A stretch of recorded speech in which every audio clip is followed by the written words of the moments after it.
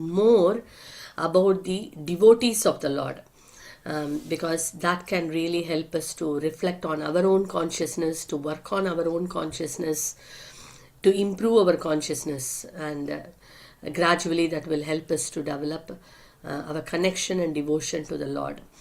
So, Prahlad Maharaj, as we all know, is an embodiment of many divine qualities, and it is we can say that it is unlimited qualities. Srila Prabhupada says, mentions in the Bhagavatam throughout, we see that Mahajana ena gata sapanta. We should follow the footsteps of the great Mahajanas. And Prahlad Maharaj is one of those great 12 Mahajanas whose footsteps, we are recommended to follow. And so Prahlad Maharaj, being an embodiment of all the divine qualities, today we are taking into discussion or a topic of one of those divine qualities. And what is that one of those divine qualities? Fearlessness. And that fearlessness is not because of anything material, but here the fearlessness is because of his faith, unflinching faith in the Supreme Lord. Because of that unflinching faith in the Supreme Lord, he is spontaneously fearless. It is not that I am making an effort to become fearless. In the case of Prahlad Maharaj, he is spontaneous. He is just, default mode is fearless because of his unflinching faith in the Supreme Lord. So that's a quality we like to discuss a bit today. And we see this topic is also very much relevant for us because we are living in a world surrounded by fear, externally and internally. We see externally so many fearful things around us, right from the what is happening in the world today. We all know the very recent things happening, the Middle East tensions. Plus we see many things externally. Sometimes we see and nowadays everyone is talking about health. It's a great fear of health nowadays. People switching over to various type of alternative medicines, alternative treatments, alternative food. Why? Because we are very fearful of our health, of what is happening we see in this world. So this fear of health, and then we see fear of rejection is something nowadays we see in relationships, also among our families. This fear of rejection is something, the numbers are increasing, and it is a great fear. It could be a small rejection to a big rejection. So it is a big thing happening. And then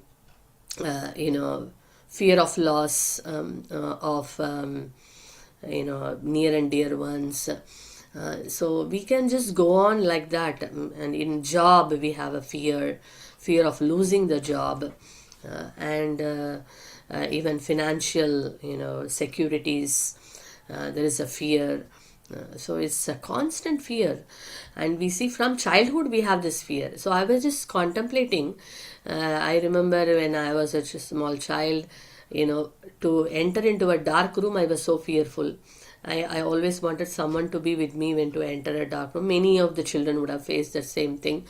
So right from childhood we are fearful, even to small things to big things, And then when we went to school we have fear of exams, fear of results. Then we move forward, then we have fear of whether I will be able to get a job. Nowadays 11 plus is a great fear for the children, fear for the parents, right? Will I be able to do great in this exam? Will I pass this exam? That's a fear of the child. And the fear of the parents, will my child be able to will my child be able to get it? So it's a fear. So then after that there is a fear, okay, will I be able to get a job? Then in a job we have a fear, how long I will be. Nowadays we know that there are They say that three W's cannot be, as they say, you cannot put your faith or trust.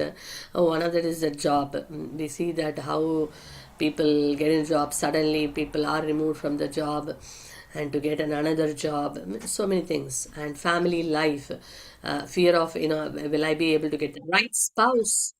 Will I be able to get the right spouse or not?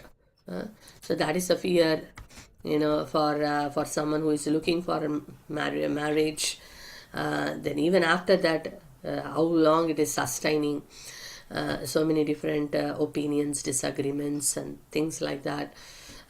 So if you just go on like that in different stages of our life, also there are different kinds of fear. So fear is something like a universal emotion everyone goes through.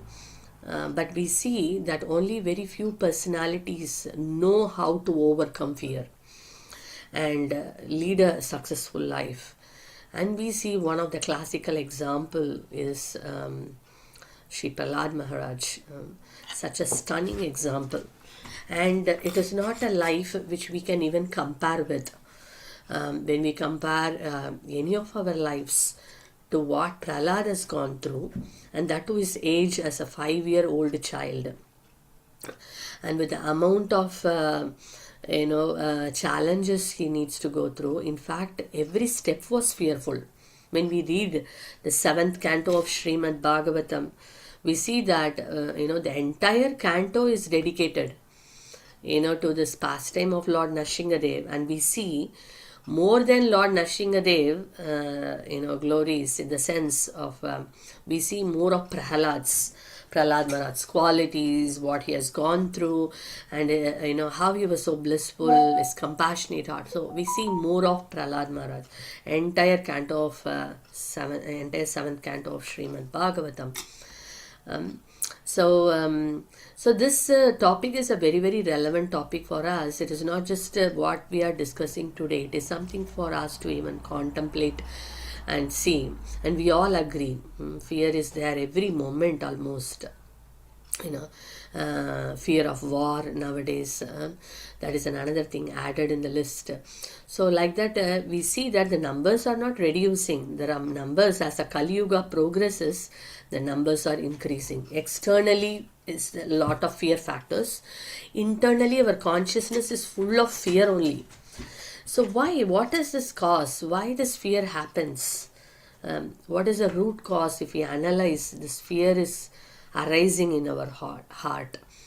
Then we see that as per Srimad Bhagavatam, we see that the reason we get, or as per the Gaudiya Vaishnava tradition, it is because of our forgetfulness of our eternal relationship with Krishna.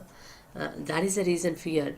And it is mentioned that fear, there is this thing it is mentioned that, this is coming because I am, when we perceive something, in the Srimad Bhagavatam it is mentioned in the 11th canto, 2nd chapter, 37th verse. The meaning, it goes like that: fear arises when we perceive something other than Krishna as ultimate reality. Then the fear comes. For example, if I am the center, then it is very fearful. When Krishna is the center, that fear dissolves. So in a simple terms to understand. So that is why we are going to see in our life many times, not many times, I mean very rarely truly we are conscious that Krishna is the center of our life. Even though we say many times externally, I mean I'm Krishna conscious, or I am leading a Krishna centric life. But in reality, we see that it is actually me in the center. When we deeply see our consciousness, it is me in the center.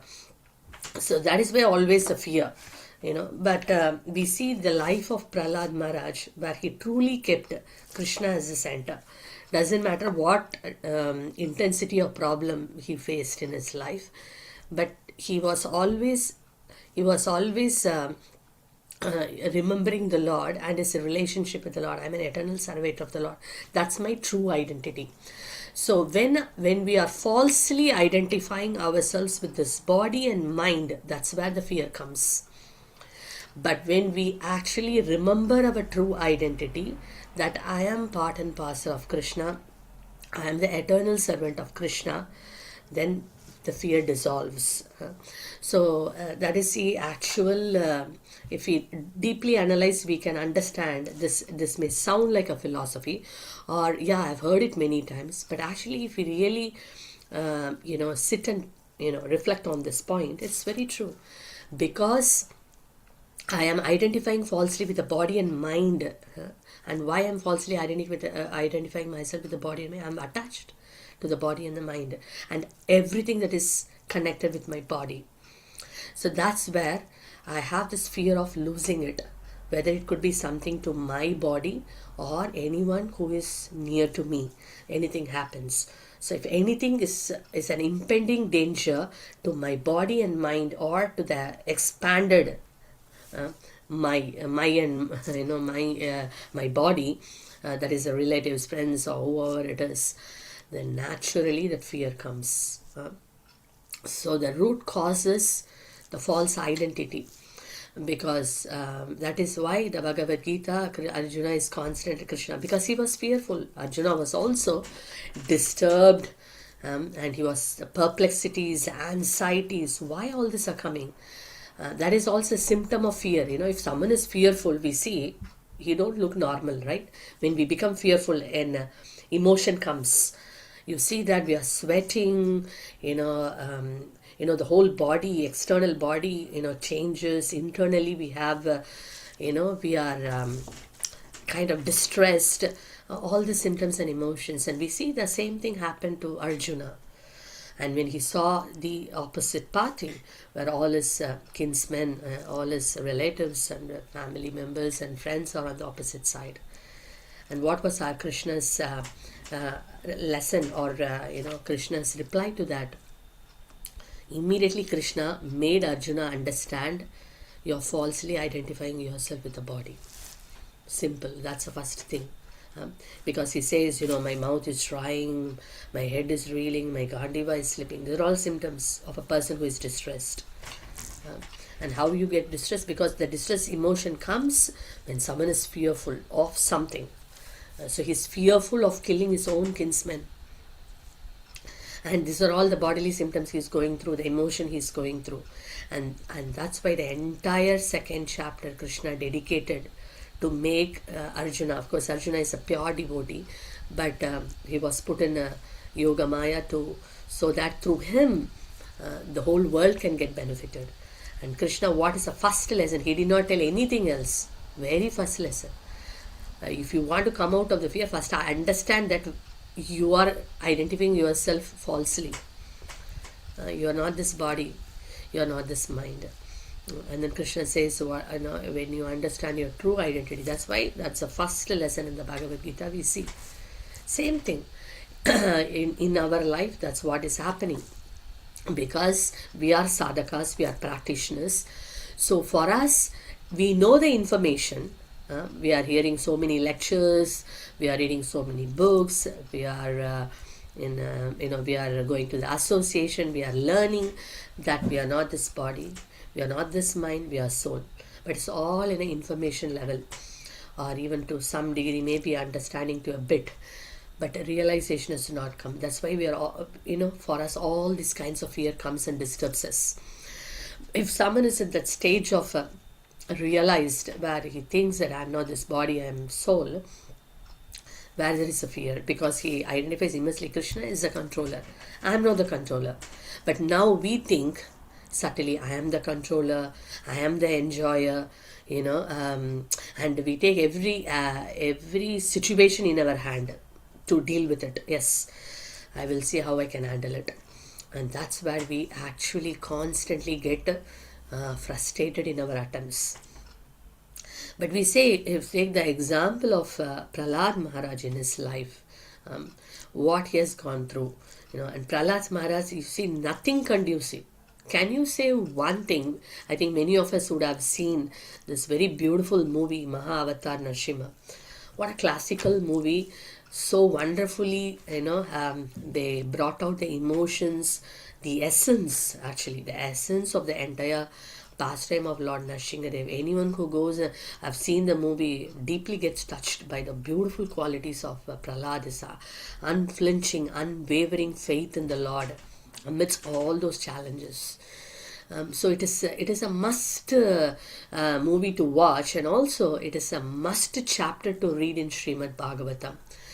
This one chapter in the Bhagavatam, if we constantly read, it can actually help us to develop so many wonderful qualities. Forget about qualities.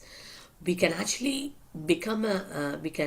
actually handle things in our life in a better way. This one chapter of this one canto of Srimad Bhagavatam, so powerful that we can see that in our own life, how we can, remembering Sri Prahlad Maharaj, how we can take true shelter, where we should take true shelter, how can we build that faith.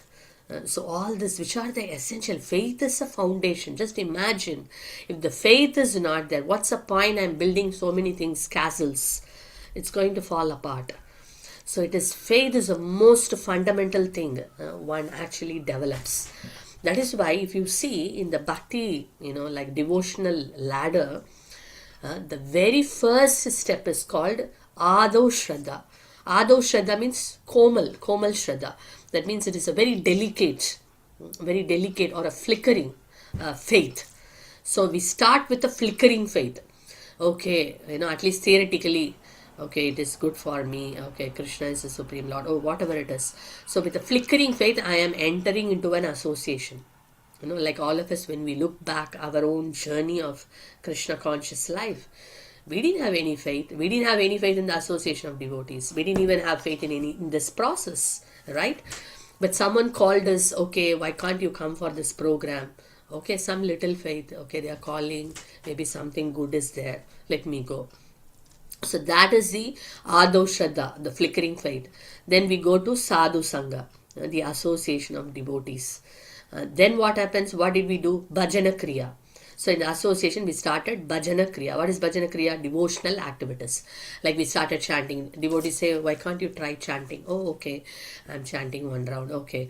Then, okay, let me read some books. Okay, let me hear something. Let me do little seva. These are all Bhajana Kriya. Then what happens? Anartha Nivritti. That is a bigger stage. We are all stuck here at the point of time, many of us. Anartha Nivritti is a stage where so many unwanted things sitting in our heart are getting reduced. So if we look back our own journey of Krishna conscious life, before and after, definitely we all will agree that I have become a better devotee or a better person. Let's put it in a simple terms, better person.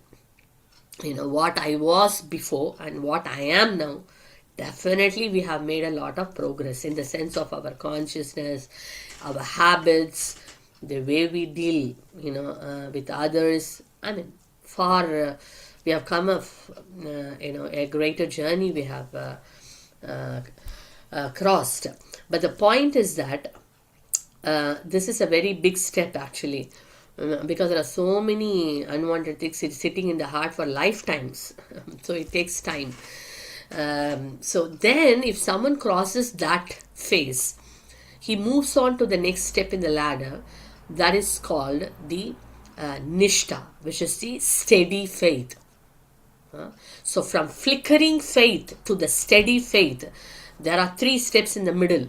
Or 2 steps in the middle. We are going to Sadhu Sangha, 3 steps. Sadhu Sangha, Bhajana Kriya and Anartha Nivritti. Then that faith becomes a Nishta where it is unshaken. Now our faith is like shaky faith too. Even now it is not that bad as before, but still there is some shake. It is getting shaked now and then, right? It is like, we can say, thick and thin.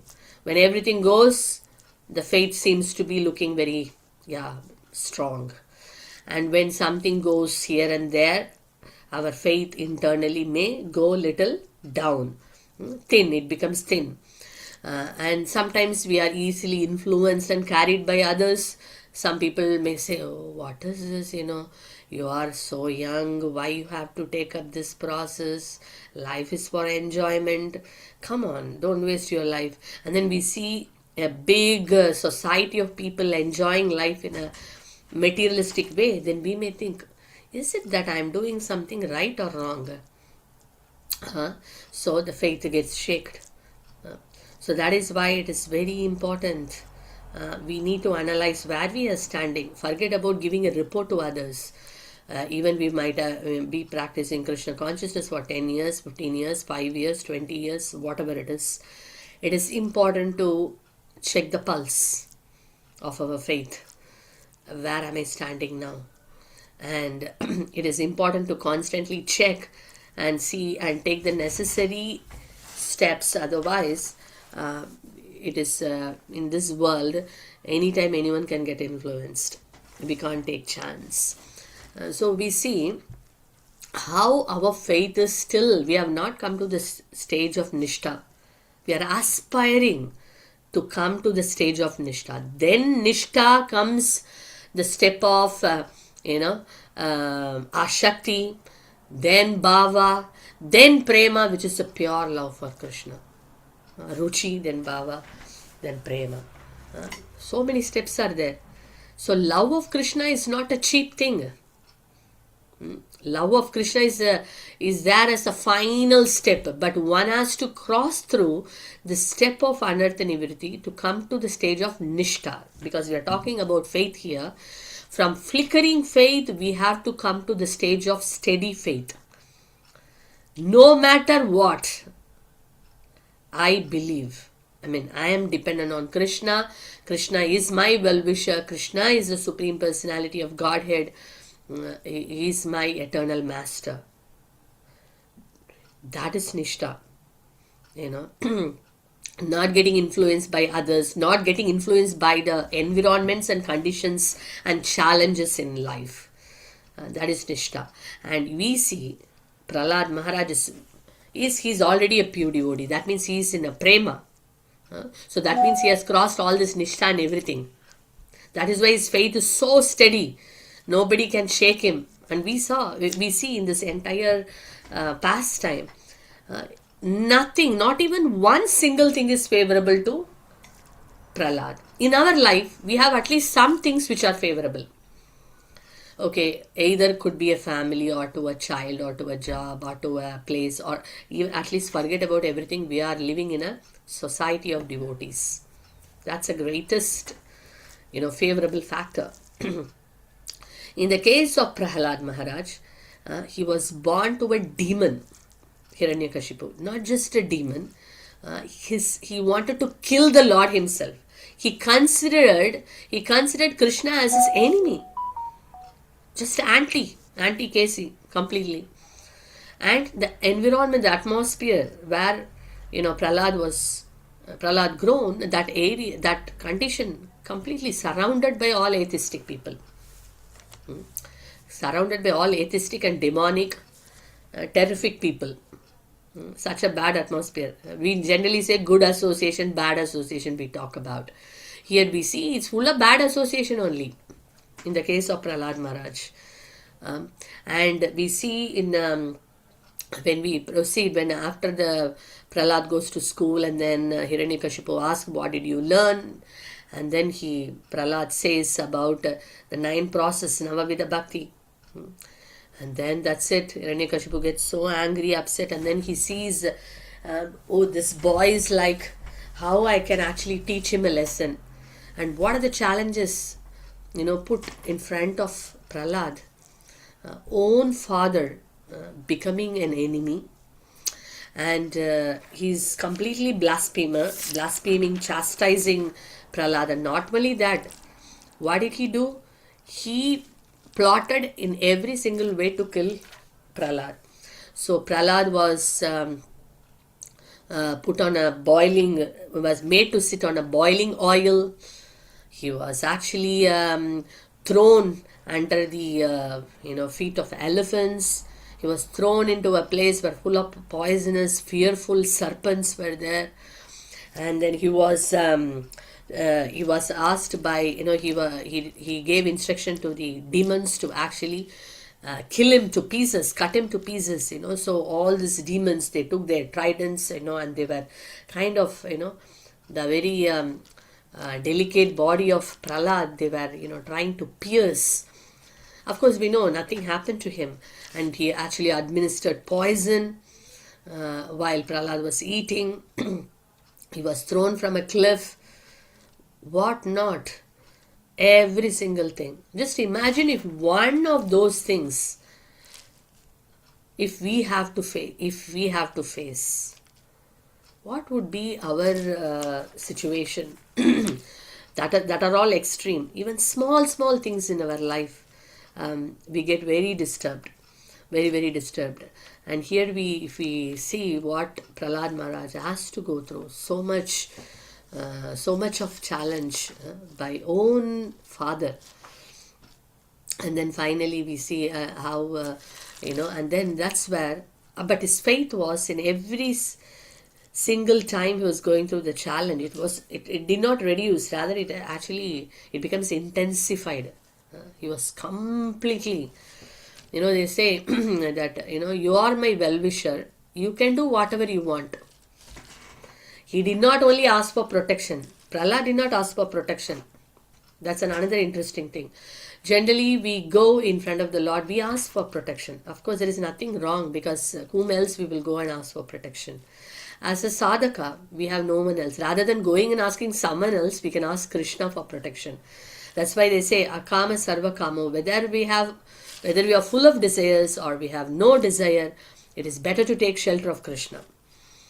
But in the case of Prahlad, he did not go and he did not say, oh, I am always worshipping you, I am so dependent on you, why, my dear Lord, you did not protect me, or why you are throwing all these challenges unto me. There is no question like that. In fact, he didn't even ask for protection. He said, his whole thing was completely, whatever my Lord does, I am fine. That is a complete surrender. That is why he was unaffected totally. Because my Lord, why? Because he had a faith that my Lord is a well-wisher. Just like a small child. If the small child is in the lap of a mother, the child won't cry, because my mother is my well-wisher. Right? She may take me in a bus, or take me in the street, or she's sitting in the house, or wherever it is. As long as in the lap of the mother, the child has no fear, because the child is convinced my mother is my well-wisher. So a pure devotee of the Lord gives himself completely, under the shelter of the Lord, because my Lord is my well-wisher. It may look apparently negative, it may look positive, doesn't matter what it is positive or negative. At the end of the day, he is my well-wisher. He knows what he should do. I don't have to worry, this is positive or this is negative, or I am this, I am that. So that means that's completely a different realm of consciousness, completely dependency. Like Chaitanya Mahaprabhu says in the Shikshashtakam last verse, you embrace me or make me broken hearted. You are my eternal master, right? Unconditionally. So that is the state of pure devotees. So we may wonder, yeah, sounds good, sounds great. How great is Prahlad? But in my life, how do I do? Because I am not in that stage. Because he is a liberated devotee. But we are practicing devotees. So then what shall we do in our stage? How we can actually, develop that faith, and become fearless. So as we all know, it is a step-by-step process. It's a gradual process. But yet, we can also see how in our stage we can make our faith more solid. So before we touch on that, so if we see here the mood of Hiranyakashipu and the mood of Prahlad. So mood of Hiranyakashipu is completely egoistic, driven by ego. That I am the king, I am the person, I am the enjoyer, I am the controller. And Prahlad is completely opposite, driven by bhakti, devotion, driven by faith. Um, and we see here, that's why Hiranyakashipu, because he always thinks I am the enjoyer, when his enjoyment gets, someone is coming to frustrate his enjoyment, he becomes frustrated. But Prahlad has got nothing. He never thinks I'm the enjoyer. How I should give enjoyment to the Lord, or how I should give pleasure to the Lord. So he is always blissful. He is in the mood of giving. So he is always very blissful. And Prahlad, in the Hiranyakashipu, his consciousness, I am the highest authority. There is no authority above me. But in the case of Prahlad, he accepts the supreme authority of the Lord.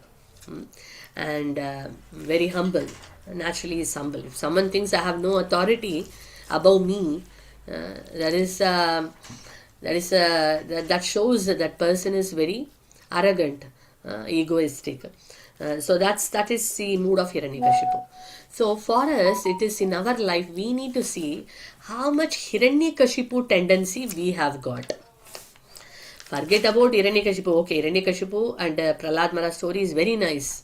But sometimes, at least for myself, I should say that in my beginning of my Krishna conscious journey, I used to think, oh yeah, see, how Prahlad, so why this Hiranyaka is such a demon, you get so angry about Hiranyakashipu, and then you see, oh, somebody can be like this, and same thing with Pandavas, Kauravas story, Mahabharat, when we hear, I would think, oh, what, this Duryodhana, Dhritarashtra, such evil-minded people. Can someone be like this?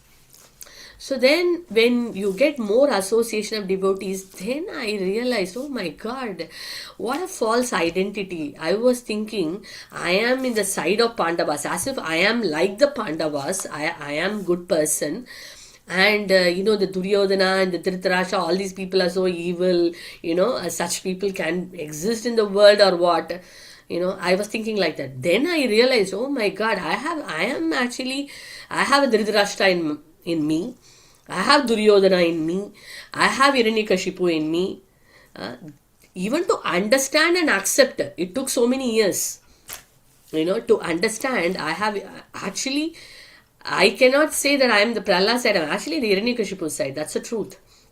So Hiranyakashipu's tendencies are there in me still. Oh, I am the enjoyer. I am the controller. Right? We get angry and upset when certain things doesn't go the way it has to. So all these tendencies of Hiranyakashipu is there in the heart. That's why we are so fearful, attached to the body, attached to the mind, attached to certain things in the world, attached to certain people. So when something is taken off from us, it actually upsets a lot. It makes us very angry. It creates enmity. All these things comes from those root cause of attachment to the body and the mind. So it is. So then I was thinking, oh my God, what a sad state it is that I've been in a false illusion, thinking, oh, I am also in the side of Prahlad, having some good qualities. Thanks to Srila Prabhupada and to, all over the glorious Guru Parampara, their mercy and blessings, at least could recognize that I am not in that side. I am actually in the wrong side. First of all, I should first admit and acknowledge that I am actually in the wrong side. And I have this tendency of Hiranyakashipu, or I have these demonic tendencies, which is very hiding inside the heart. Externally, it may not show, but internally, these are all deeply, is an embodiment of all these personalities, actually. And then when we recognize, then Krishna helps. Then we take step. Oh, then we get very fearful. Oh my God. Oh, what to do now? How to get rid of all this Hiranyakashipus sitting in the heart. Hiranyakashipu sitting in the heart. Then we seek shelter of the Lord. Then we see what are the solutions I can take shelter of. And then we see that we can make an improvement. But if I acknowledge, or if I identify myself in the side of Prahlad, already thinking, yeah, I have a lot of tolerance. I tolerate so many people in this world. I tolerate my family members. I tolerate devotees. I tolerate this. I tolerate that. I am this. I am that. I am also fearless. I handle many things. stand for my opinions or whatever it is. So when I falsely identify myself, then where is the question of me taking shelter? Where is the question of improvement? No improvement. Only when I see that there is a shortcoming, there is something missing, there is something to work on, then the question of improvement comes. So that's why more of association of devotees, especially the association of devotees, the devotees who have faith, who have greater faith, stronger faith, solid faith. We need to associate with those devotees. The more we associate with those devotees, we see that that is rubbing on us. Their devotion is rubbing on us, and we may develop that faith. So that is one of the things, to keep association of people who have very strong faith. Srila Prabhupada, he asked all his disciples once that what is that one verse in the entire scriptures. You have so many scriptures. There is one verse which is very, very important, or it is like an essence. So what is that verse? So he asked he asked to all the disciples, and everyone was saying different verses, and then finally I think someone said, this is a verse from Svetasvatara Upanishad. It says, Yasha deve parapattir yata deve tata kuru. Like that it goes. It is like, the meaning is something like, one who has unflinching faith in the spiritual master, one who has unflinching faith in the Supreme Personality of Godhead, and equally in the words of the spiritual master, all the imports of Vedic knowledge are revealed. So that means it's very important to develop faith. Faith is the most important thing. From that, everything develops. If my faith in Srila Prabhupada is not strong, if my faith in this process is not strong, how will I actually do my practice well? Because there is always an element of doubt going. And so I can't really put my heart into it. Right?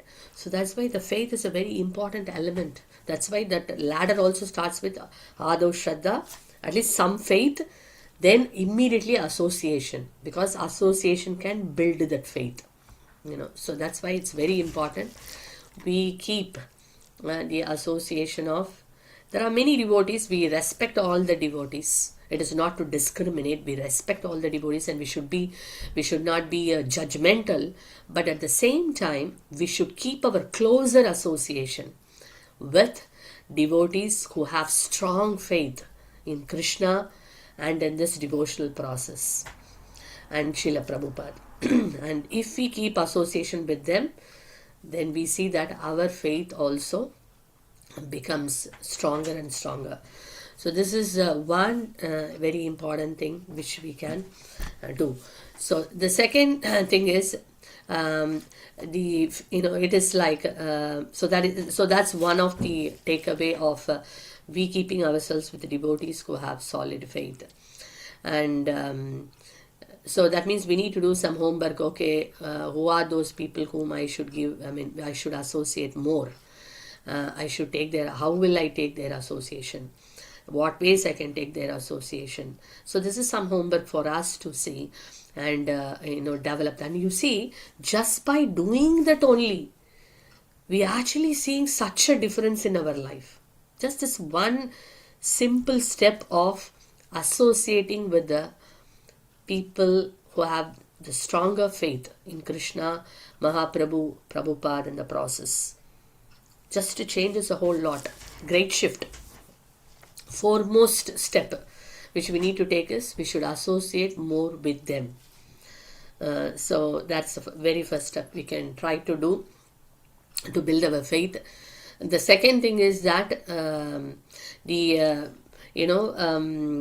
see, the mind is always fearful of anxiety, the fear of always thinking of this and that, because it's overthinking. Oh, this is happening, that's happening. The mind is always thinking on something. Even if it is not really important, the mind picks up and then starts, thinking on that and developing stories on that. So how do we stop it? That's where we take shelter of the holy name. And Prahlad Maharaj, what he did?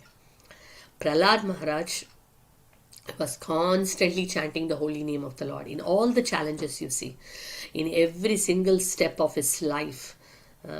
He was always taking shelter of Krishna's holy name, because Krishna's holy name is non-different from Krishna. And you see, all the great personalities also took shelter of Krishna. Even not only fearful state. Why we should go to a fearful state and then do it? Anyway, we are always mostly in the fearful state. So Krishna's holy name, if we take shelter, then we can come out of that fear and then answer it, overthinking. So constantly taking shelter of chanting Krishna's holy name. And this powerful mantra of Hare Krishna, Krishna Krishna, Hare Hare, Hare Rama, Rama Rama, Hare Hare. Mahaprabhu has given this to constantly chant Kirtaniya Sada Hari. That is the expected one. 16 rounds, as Prabhupada said, it is a minimum. And we struggle even for that. But whenever there is an opportunity, we should always keep chanting.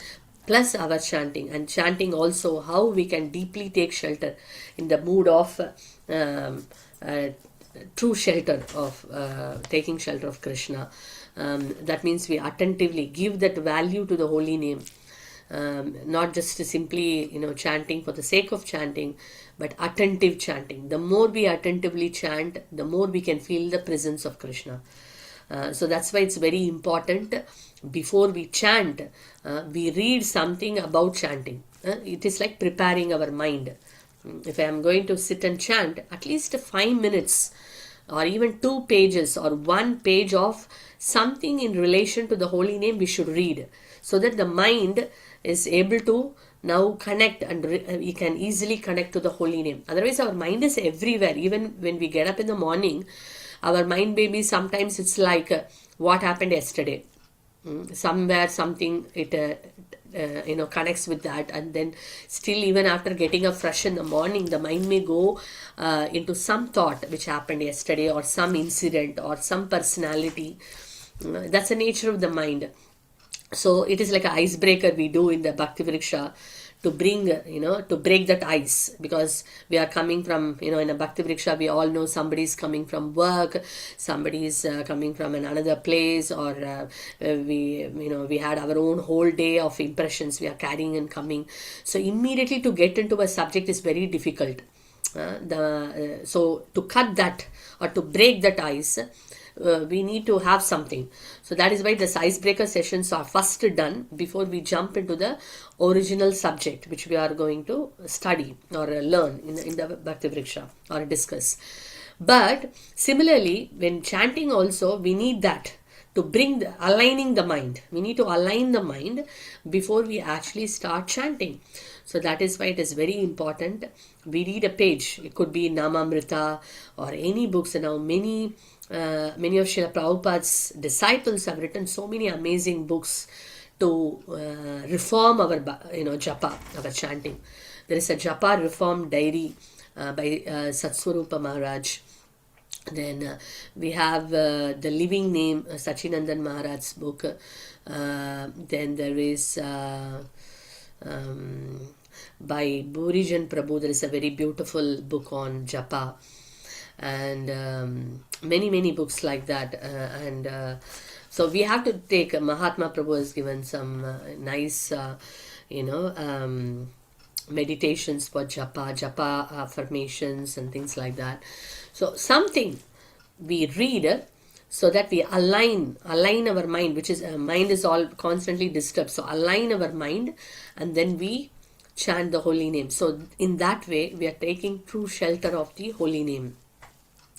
So when our japa, more we chant the holy name more attentively, then we see naturally our connection with Krishna. Because connection with the holy name, if we become attentive to the holy name, means our connection with Krishna also becomes more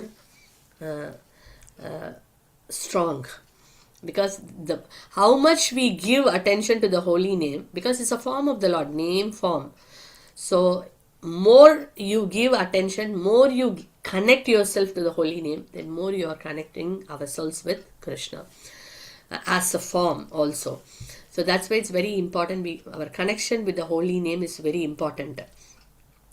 Most of the times it is just to do our 16 rounds. Finished? Have we finished my rounds? That is a question. So it is so rather, if we try to focus and do an attentive chanting, I want to make a connection with Krishna in the form of holy name. So then what happens?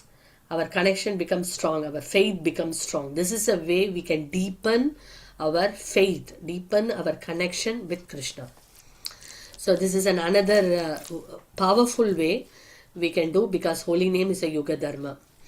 So that's why you see people who chant more attentively, the more with a prayerful mood, more understanding, the holy name is a personality.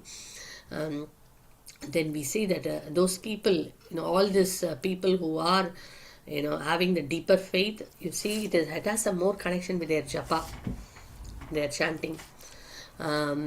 So that's important. And we see even many personalities, pure devotees in the scriptures also, when they were put in a challenging situation, they took shelter of Krishna's holy name. We have Gajendra, we have Draupadi, all these personalities. Uttara, she was praying to Krishna when the Brahmastra was coming, to kill the child in the womb. Uttara raised her hands, Pahi Pahi Ma Yogi Deva Deva Jagatpate. So we see that they all took shelter of Krishna's holy name. So Krishna's, and we see constantly Prahlad was chanting Om Namo Bhagavate Vasudevaya, constantly undisturbed. So the pure devotees are showing how important for us to take shelter of Krishna's holy name, then become fearless. Because when Krishna's holy name, when Krishna is present, they say that when the sun is present, there is no darkness. When there is Krishna present, when Krishna is present, there is no Maya. So similarly, when Krishna's presence is there, why there is fear? There is no fear, because Krishna is there to protect. Krishna is a well-wisher.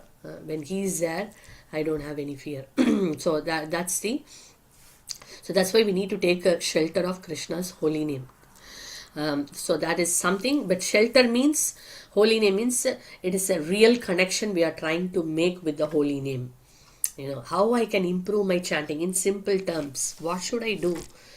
Aligning my body, aligning my mind, aligning my heart, so I can receive the holy name of Krishna. It is not just another chore, or it is not another thing I need to just finish today. Then our faith will always remain shaky only. So that's why it's very important that we take shelter. So in that way, when we take shelter of Krishna's holy name, the fear of anxiety, fear of depression, fear of all these things can be dissolved by we taking shelter of Krishna's holy name.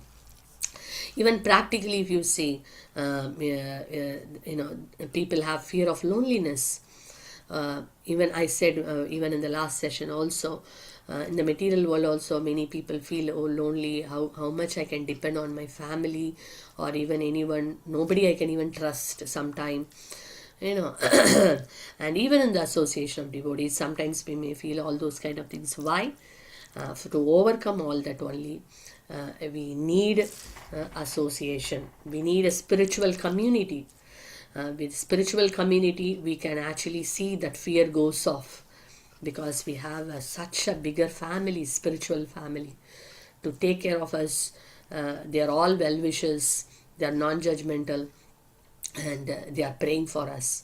Today, whatever stage of devotional life we are, it is because it is not the full credit to ourselves. It is because someone is genuinely praying for us. That's the truth.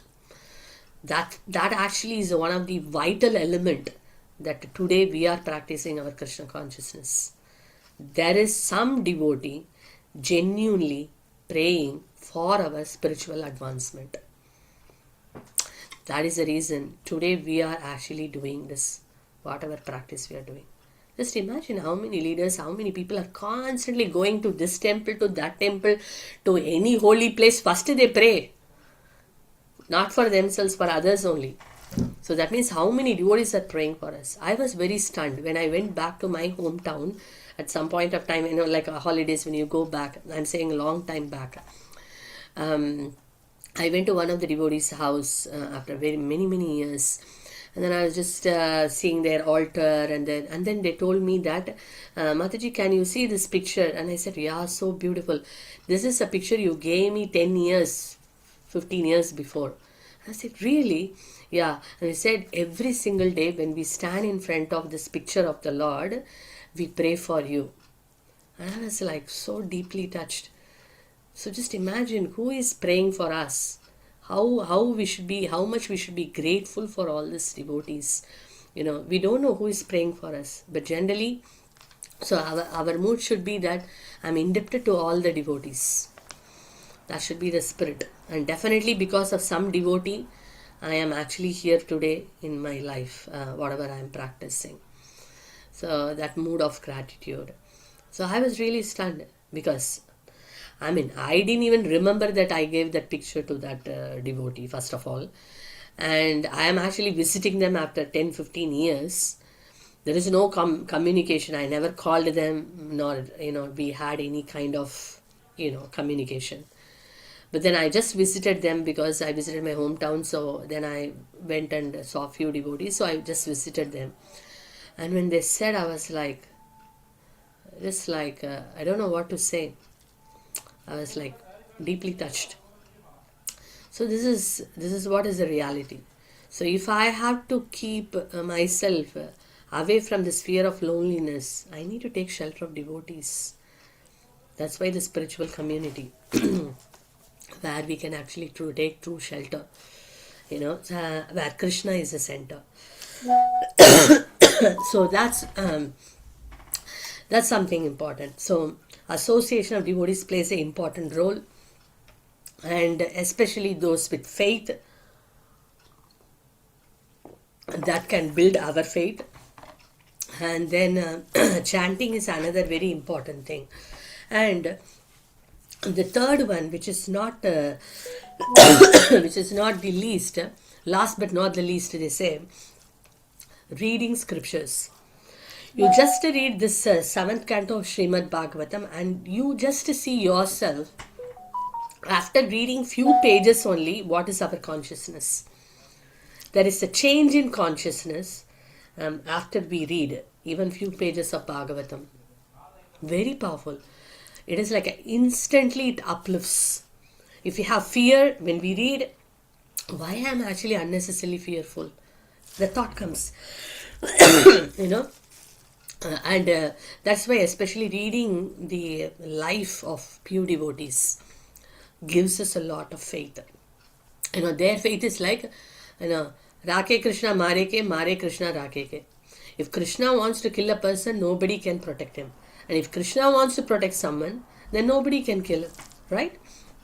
That's the truth.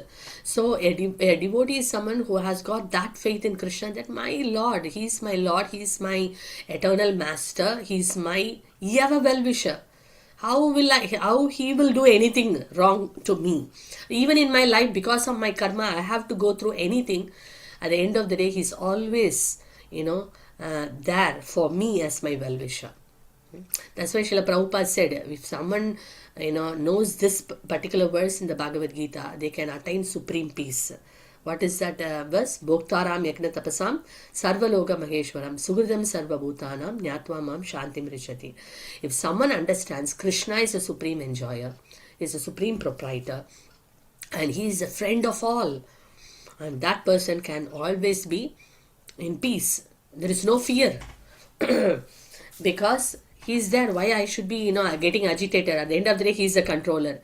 I may, in my life, some certain, challenges may come in my life. No problem. Krishna is a controller. This phase will go. This phase will also move. So, I can overcome this challenge. At the end of the day, Krishna is the controller. So, and He's my well-wisher. And He's my friend. So, when someone constantly could remember this, then there is no question of fear. That's what, the pure devotees of the Lord, they could constantly be in that consciousness.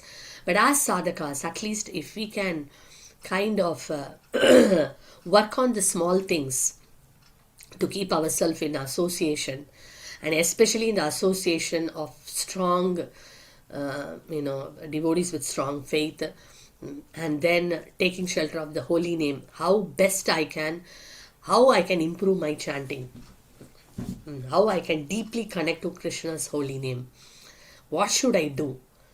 We need to we should do some homework towards that, or ask some devotees, ask questions, inquire from our other devotee friends, and should constantly work on our japa every single day, and then read scriptures. We should allocate a time for that, not just reading for the purpose of 10 minutes reading finished, 5 minutes reading finished.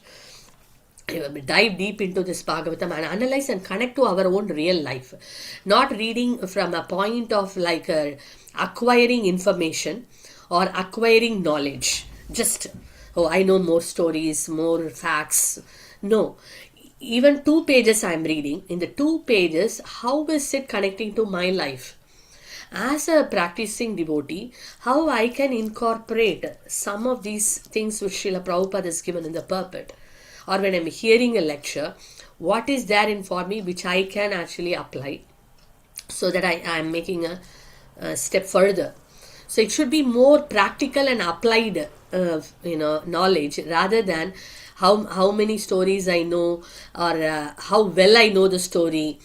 It's okay, it is not bad, it is good. Rather than hearing some other story, I am learning the story. But we should become more connecting ourselves with our real life.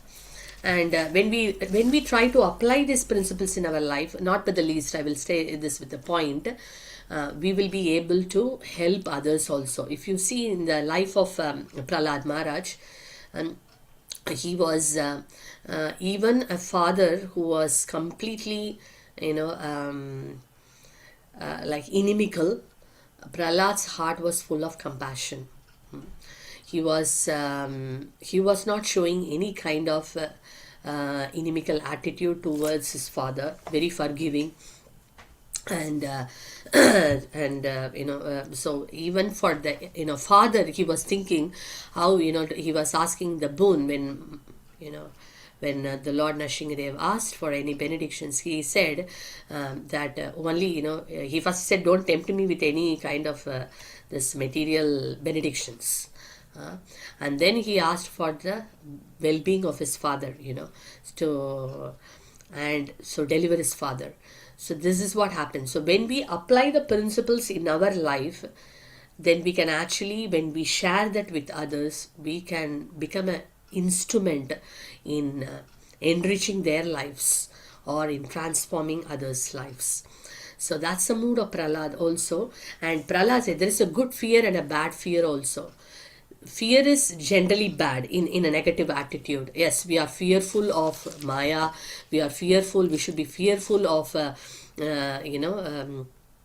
good fear. These are all good fear. We should, like Prahlad Maharaj says, I am fearful. He used the word. He's not fearful of Hiranyakashipu. He was not fearful of any challenges, but he was fearful. He uses this word. If you see in the 7th canto, 10th chapter, verse 2, Prahlad Maharaj says, my dear Lord, O Supreme Personality of Godhead, because I was born in an atheistic family, I am naturally attached to sense enjoyment. Therefore, kindly do not tempt me with these illusions. I am very much afraid of material conditions, and I desire to be liberated from materialistic life. It is for this reason that I have taken shelter at your Lord's feet. He says, I am very much afraid. We are talking about fearlessness of Prahlad Maharaj. And Prahlad Maharaj says, I am very much afraid. He uses the word, same word. But where the context is, I am very much afraid of the material conditions of life. If you are tempting me saying benedictions, ask me anything. Oh, I don't want to get into this materialistic conditioning of life. So Prahlad Maharaj was fearful for Maya, but he was not fearful for all this material challenges in life, what his own father posed. So similarly, in our life, by faith we should overcome materialistic fears, which we are, almost, every single day, almost, in a day, so many times we are going through that kind of emotions. So we should overcome that by developing our faith in the Supreme Personality of Godhead. At the same time, we should be fearful of Maya. We should be fearful to associate ourselves with bad association. We should be fearful that if I don't chant Krishna's holy name, if I don't read scriptures, oh, that's going to actually affect my spiritual. These are good fear. In fact, Srila Prabhupada said, my disciples are not fearful enough for Maya.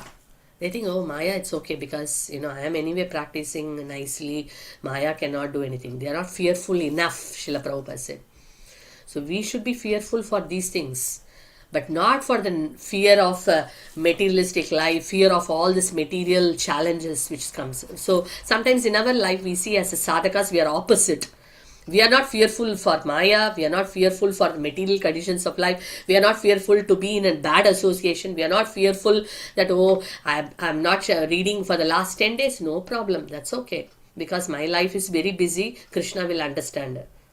So I'm not fearful about that. And I'm not fearful, oh, my sadhana, my chanting is so poor. I am actually murmuring and this thing. Even I can't really hear what I'm chanting. That's all right. Because, so many things in a day I have to fulfill. It's okay.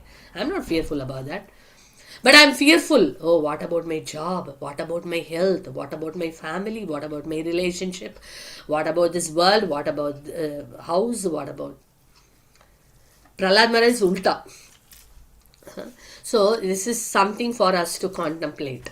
So how I can reduce this fear, the material fears, how? By developing more faith, taking more shelter of Krishna.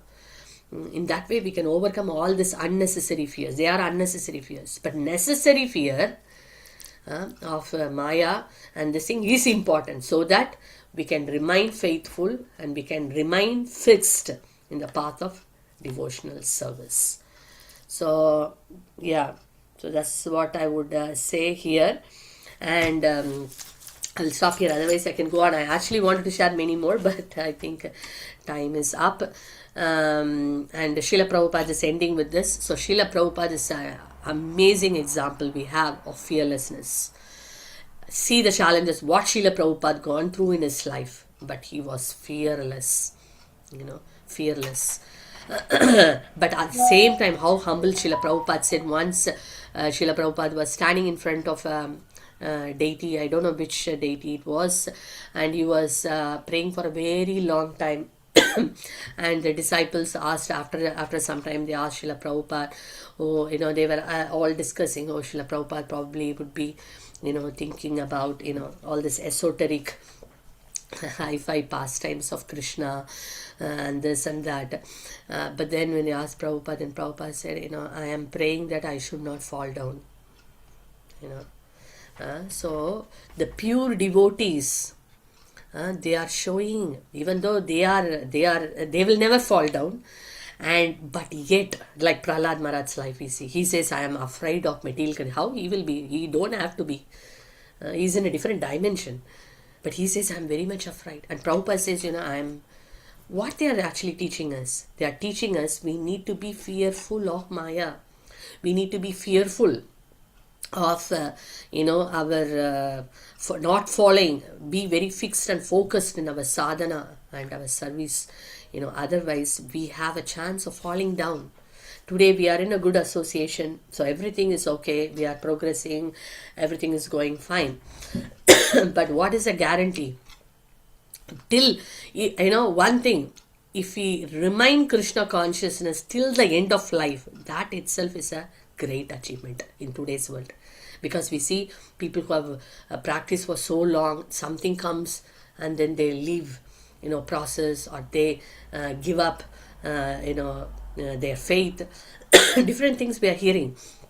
So our prayer to the Lord is that Krishna, please, till the last breath, that we should be always in association of devotees and practice this devotional practice, serve Guru, Krishna and Vaishnavas. That should be our foremost prayer in the list. the world we are living in, and the consciousness, what, our consciousness going oscillating up and down. This is a very important prayer. I remember one of my very senior devotee friends, she said, always pray for association of devotees. Always pray for association of devotees. Always pray for devotional service to Krishna. That I should always engage till last in the service of Krishna and association of devotees. So we should ask for devotion, devotional service, and association of devotees. Not just a devotion. So that's what, so it's a lot to contemplate in this chapter. It was really wonderful. I was thinking, Prahlad Maharaj, the 7th canto, how much we can take. This is one small element, that to 1 hour, with my, what I should say, with my still contaminated consciousness. Whatever little I heard from my seniors and from Srila Prabhupada, I shared, and I was thinking, just imagine you dig deep and so much to take in our life. So please request everyone here taking this opportunity. If you don't have a copy of Srimad Bhagavatam, please take a copy before Nashinga Chaturdasi, so that you can go through this chapter a little bit. It's full of nectar, full of life lessons. And if already someone has got, we should value that this is a great gift I have got in my life, Srimad Bhagavatam. And we need to read and sit and reflect, what is that, what is a parallel, thing in my life which I can connect with, and how I can actually make a change or a reform or a transform, make a transformation. So this is what I want to say. Srila Prabhupada ki jai. Shri Nrsimhadev Bhagavan ki jai. Prahlad Maharaj ki jai. Jagat Guru Srila Prabhupada ki jai. Thai Gaur Premanande. Hari Hari Bol. So any reflection, dear devotees, please share, or you have any questions, comments, or anything you want to add to it, maybe for 5 minutes. Hare Krishna Machandi. Thank Hare you for Krishna. the wonderful session. Fear versus faith. Yeah, I really like this Anartha Nivritti, because we are all stuck. I mean, as you said, we are like, we thought, okay, we progressed a lot in the KC, but actually we are stuck. And how do we need to get out? So I'll ask Hare Krishna devotees, can we recap, and then just if we can put it in the chat box, or maybe you can unmute, and let's recap for the points that Mataji has discussed, so that we know that we are actually learning and takeaways as well. And then if you have any comments or questions, you can put it in the chat. That's why I think in one of the earlier chapters also said, faith faith is thin, fear becomes thick. When faith is thick, fear becomes thin. So we need to cultivate that faith. Then it's easy to overcome the fear. Yeah. Yes. In the meantime, I have one question, Mataji. Yes, Prabhu. Mataji, you said we have to take the association of the pure devotees, to get that. But how about the devotees who are living very far away, like, completely remote place? Or how do we get that, take the association of the pure devotees, because they don't get any opportunity? Yeah, that's true. Yeah, like pure devotees, yes. There is Vapu Seva and Vani Seva. We can say take association in 2 ways, by their Vapu and Vani. So when they are physically present, we can go and have darshan, and we can see how we can serve them. That is like more of a Vapu, physical association. But the other way we take association is Vani Seva. That is like taking the instructions, and like, for example, Srila Prabhupada's, every day if we hear Srila Prabhupada's lecture, like Prabhupada, there is a website like prabhupadvani.org. In that, if we see, we have Bhagavad Gita lectures, Bhagavatam lectures, Chaitanya Charitamrita lectures, morning walks, room conversations. Everything is there in that particular website. And every single day when we hear Srila Prabhupada, Prabhupada's transcendental voice and his words, we can develop that connection with Srila Prabhupada. And you see that when we do it gradually over a period of time, we see that whatever doubts you have in your heart, or something which you are thinking about it, and that particular class Prabhupada is clarifying that point.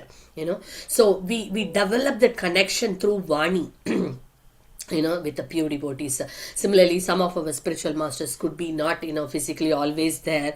They are somewhere there. Similarly, hearing their classes, hearing their lectures. That's why hearing is so important. We see throughout Bhagavad Gita, throughout Tak Shunu, Arjuna heard, and Bhagavatam, Parikshit Maharaj heard. All this great personal, Prahlad heard in the womb of his mother, right? From Narada Muni, heard. Rukmini, tomorrow is tomorrow is Rukmini Duvadasi, Rukmini Devi's appearance. Rukmini heard, Rukmini Devi heard about the glories of Krishna, and she developed that, love for Krishna. So hearing is the most important thing.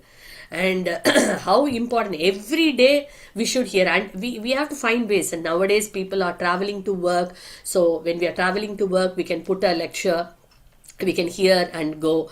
Sometimes we are doing say for example, we may be doing a household chore, we can put the lecture, and then we can do it. Maybe you're folding your clothes or you're cooking, we can still hear a lecture and then we can do it. We need to find a way. I heard some of one of my senior mentors, he hears is that Prabhu and Mataji, I heard they hear while taking shower. Oh, While taking shower, even I see Arvind Prabhu also hearing while taking shower. Also, they will hear a lecture. that was one. So these are the ways we need to find a way, because everyone's life is busy. But best out of bad bargain, best out of bad bargain. I may not be able to get the best, but let me do whatever. So each life is different. So we need to see where I can fit this hearing. Hearing is so important. I really appreciate, I'm very grateful to your question. Every day we should hear Srila Prabhupada. Every day. And Prabhupada's lectures are one of the smallest, like 30 minutes only. But even if I can't hear the full lecture, okay, if someone says my life is so busy, I can't really, one lecture can be divided into 2 days. Okay, I am hearing 15 minutes, half a lecture one day, the next day I'm hearing half a lecture, right? So hearing, because that sound vibration of the pure devotee, that's why hearing is so important. So when we include that as one of the, reading books is one thing, but hearing is also important. It is not like okay, hearing is replaced by reading. Hearing has its own effect. The connection we see, it's more, more close. So that's why hearing Prabhupada's lecture, hearing our spiritual masters and all that is one way. And another thing is, if any other devotee apart from what you say, Vani association, but apart from that, even wherever we are living in, there you definitely know that devotees who have more deeper faith in the Lord, in the practice, in the process, and we need to take association of them. Thank you, So Mataji. that is so one is the Vani of the pure devotees we can take shelter of, and the other thing is that even wherever we are living in, wherever we getting the association there, how can we connect to someone who has got a deeper faith? So more association we keep them, more we interact with them, more we connect with them, we see that it actually it works a lot. Sorry. Yeah. So that's one thing. Yeah. Thank you, Mataji. Thank Yeah. you for that Yeah. question. Thank you. I think some devotees have put some. I'm just reading it. Hare Krishna Mataji. What is the chapter number of Srimad Bhagavatam that is being referenced? Yeah. This is actually Canto 7 of Srimad Bhagavatam, and I have taken from all the chapters here and there. But the one which I spoke, like Prahlad Maharaj says, I'm afraid of, that I will message, I will put it here. It's that one is 7th canto, 7.10.2. This is where he says that I'm afraid of the material conditions. You know, SB 7 point. Yeah. So, yeah. So then I see. Thank you. There's a question, Mataji, from Satyavati Mataji. Okay, thank you. A few takeaways. Fear is due to forgetfulness of Krishna. We need to always pray for devotion, service, and association of devotees. Okay, Madhuri, thank you. Yes, fear is forgetfulness of Krishna. That's why Prahlad Maharaj is also known for Smaranam, right? In the Navavida Bhakti, we see Smaranam. He always remembers the Lord. So that means one is always remembering that I am the eternal servant of Krishna. That's why I talked about false identity and true identity. When I identify myself as this body and mind, how will I remember Krishna? There is no Krishna there. But the moment I remember that I am eternal servant of Krishna, that means I am in the remembrance of the Lord. When I am in the remembrance of the Lord, there is no fear. You know. So always remember Krishna, never forget Krishna. Yes, exactly. Okay. Hiranyakashipu's qualities and yes, Mataji, that's the reality I understood about myself. Yeah, reading of listening something before chanting I like. Okay, yeah, that really helps, Mataji. That is practically tested method, so you can try. How can we cross over the Anartha Nivritti stage? Do we make an effort to identify and rectify them as we progress? Please kindly enlighten. Yes, it is something we should. This is a very nice question. Two ways we can do it. One is we can try to analyze what anartha which is dominant in me. Say for example, that means we become very conscious. We should become very conscious of our consciousness. Say for example, if someone is glorifying me, what do I think inside my heart? If someone is criticizing me, what do I think in my heart? Or someone is glorified, how do I think in my heart? Someone is criticized, how I think in my heart. So we need to kind of see how, because that, say for example, if someone is criticizing me, I'm getting angry, but someone is glorifying me, I feel, wow, yeah, finally they have understood my glories. So we know where do I stand, right? And if someone is like glorified and I am like boiling, oh my god, I do so much service, I am there in this moment for so long, and this devotee has just come out, what is this? So that shows I have envy. See, the envy is coming out in that form.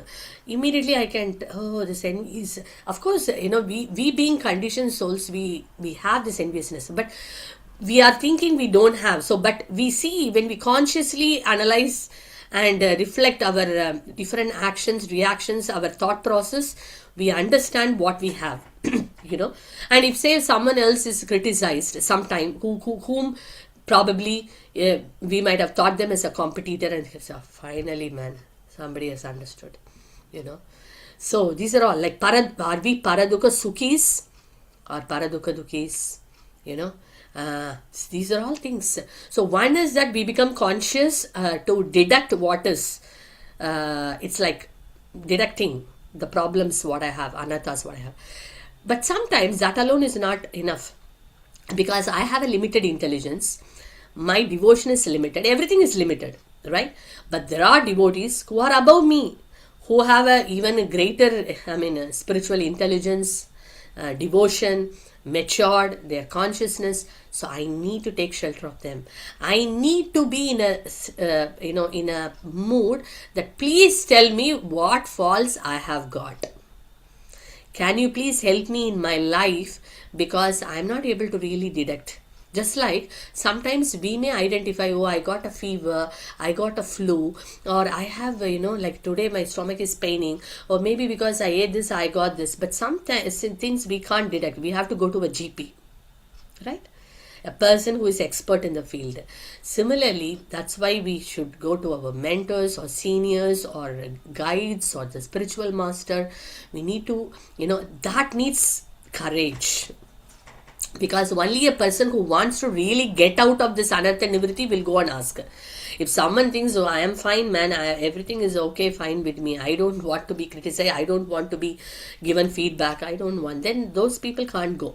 So, but when someone really truly wants, then not only they just depend on their own intelligence and try to find out their problems, but seek a higher association and a higher guidance, where they ask, please, let me know how can I actually become better. These are the things I am detecting, but are you able to detect something in my life or detect in my consciousness? I really want help. and they are not just telling by words, but they are able to take it also. Okay, this is what I found in you. If someone is able to give that, after you go and ask, we are in a position to truly take that, accept, and then see how I can actually work on. You see, so that actually helps us to come out of that. Otherwise, this stage we may be stuck for I don't know how long. Maybe lifetimes also. Yeah, thank you for that good question, Mataji. Getting Krishna Prema is not easy. Some need develop unflinching faith to Nishtha, unflinching faith, take association, bhajan kara, are very important. Yes, yeah, thank you for that point. Prayers for devotees and their spiritual progress is something very touching. What a beautiful way to progress as a devotee family. True, beautiful. That's true. Actually, many devotees. If I tell you one thing, you will be very shocked. I know many of the devotees who come and ask us. They come to pray to Jagannath, not only for themselves. I'm telling, even in this community, there are wonderful devotees are there who come and pray for others. And I remember one devotee who came to Lord Jagannath, and this devotee told me, you please pray, and I am also praying, that I want this one particular devotee in my Bhakti Vriksha. Is such a nice devotee, but is going through one of the regulatory principle is not able to follow because of whatever it is. So I am actually offering this. That devotee made 108 kajas and brought to Lord Jagannath and offered and prayed that this devotee should overcome this obstacle and go forward in devotional life. Will you believe that? So please don't think there are devotees here are just normal devotees. Yeah, they may look like, but they are very genuine devotees are there in this community who are praying for others, who will make that effort to make all that and come and pray. And many devotees, when they go to Mayapur, when they go to, because we are traveling with them, they may not tell you, or they may not tell to any of those individuals, because the people who genuinely do, they won't go and always say that I prayed for you, right? And I remember first in the list are the devotees. First big name list is there. And one of the things what I learned from my senior mentor, from Her Grace Prema Padmi Mataji, that's what we have shared with all the devotees also. Mataji first taught us that, when you are doing a Bhagavatam in this thing, and every day when we read Bhagavatam, we take that book and read those names. And this is what we shared with all our leaders too. So every leader is praying basically in one sense. So it is, that's where it is, communities, is spiritual community is important, where each one is genuinely caring, genuinely praying for the well-being of other devotees. So thank you, Mataji. Yeah, we are so blessed that Srila Prabhupada has created a big spiritual family where we can get so much love, so much care, so much prayers, so much solace, truly, So we are very indebted to Srila Prabhupada. Yeah, and about the unflinching faith on the holy name and Krishna, how to transcend ourselves till the stage of another. Okay, the importance of prayers and the importance of the devotee association. What kind of prayers we have to perform to Lord? Yeah, so there are many prayers. Like that's why prayers of Prahlad Maharaj, prayers of all this great devotees' prayers, we can try to memorize, try to pray, offer, and we can put it our own customized prayers for the devotees, that also the Lord accepts. And if you read, there is one to end with, because we can go on. Bhakti Vinod Thakur has given a very beautiful prayer which we will share in the announcement group also later. Ramesh Prabhu, if you could kindly remind me. This is a prayers to Lord Narsinghadev by Bhakti Vinod Thakur. Very beautiful, very beautiful. So these kind of prayers and Vaishnava bhajans, it is all our prayers. All our prayers. So when we actually repeat these prayers of the great personalities, pure devotees of the Lord, and you see Krishna immediately listens to those prayers. And we also make a customized prayer for the devotees, that devotee for our own association, our own devotion, our own devotional service, but also everyone in the community, we can actually pray for. Okay, so whatever we achieve could be because of somebody's wishes and prayers. Certainly, Prabhu. Certainly, because many times I forget also. Krishna may, puts me in a situation, reminds me. See, like somebody's praying. Another day also, another time when I went to my hometown also, when I was standing in front of the deities, and then I was asking one senior pujari, please kindly pray for me. He said, oh, you want me to pray? That's what we are doing from the day you came to this temple. You may have gone to London and forgotten us, but we are praying for you. That is what the pujari said, head pujari said, in from my hometown, the temple. I was like, what can you say? I was like, I mean, we are really truly indebted. Someone is truly praying. Otherwise, how can we be here today talking or doing anything? So really, yeah. Thank you so much, devotees, being here for long. And yeah, truly it is a very for me personally, this canto is very heart touching, very uplifting. And Prahlad Maharaj is such an amazing example. So more we dive deep, and we can actually feel it is transforming our lives too. Yeah. Thank you, Mataji. Yeah. Thank you. How can you show, like, today's Quick darshan. Yeah. darshan? Yeah, I Jagannath. hopefully the darshan is open. I'll just go quickly. Thank you so much. And yeah. Mataji, can you hear us, Prabhu, Ramesh Prabhu? Yeah, we can hear you. Actually, so last week we celebrated Satya Mataji's birthday, and Alka Mataji's birthday was yesterday. Oh, okay. So we can say 3 times. Oh, yeah. Actually, maybe we can do that also every week. If any devotees' birthdays are there, we can chant for them. That would be nice, isn't it? Yes, Yeah. So we'll chant. Even those who had their birthdays, we don't know your names, which your wedding anniversaries or whatever. Everything, all that we are praying. Hare Krishna, Krishna Krishna, Hare Hare, Hare Rama, Hare Rama, Hare Hare, Hare Krishna, Krishna Krishna, Hare Hare, Hare Rama, Rama Rama, Hare Hare, Hare Krishna, Krishna Krishna, Hare Hare, Rama, Rama Rama. Hey.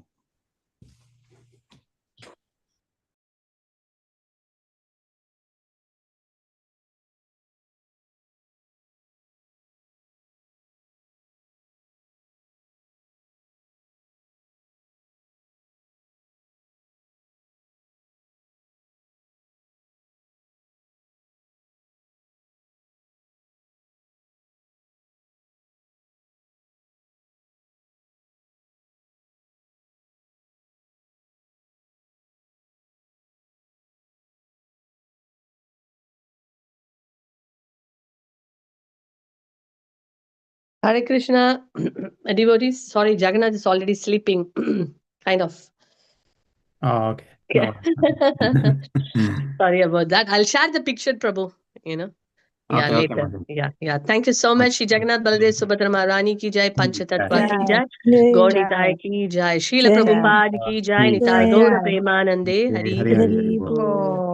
Jai. Thank you, devotees. Thank you, Ramesh Prabhu, Funny Prabhu, and all the wonderful devotees here. Hare Krishna. Thank you. Hare Krishna. Hare Krishna. Jai Jagannath. Thank you, Mataji. Thank you, Dandavat